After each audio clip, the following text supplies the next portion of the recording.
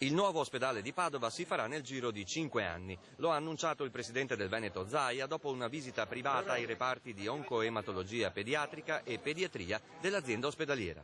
Costa 450 milioni e la disponibilità di risorse in parte sarà pubblica, in parte cercheremo di capire quali modalità, se il mutuo, se il leasing, il project financing. Però l'importante è aver fissato una tappa, aver fissato come, sarà un ospedale con 1000 posti letto, un ospedale ovviamente un policlinico universitario, possibilità di ragionare anche per un campus, fermo restando che comunque non mi sembra il problema maggiore, ma soprattutto pensare che i cittadini avranno un centro di ricerca e di cura a livello internazionale e a riferimento europeo.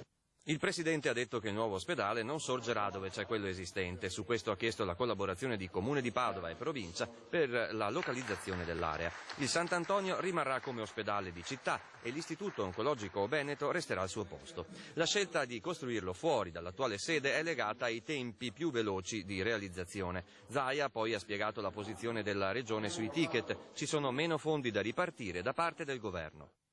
Ne viene fuori che il conto adesso sembra sia sbagliato perché i 64 milioni di Veneto non sono più 64 ma sono 100 e oltre milioni, perché evidentemente qualcuno a livello nazionale, qualche regione, e sono sempre le stesse, non ha la possibilità di avere tanto introito dai ticket perché ha troppi esenti.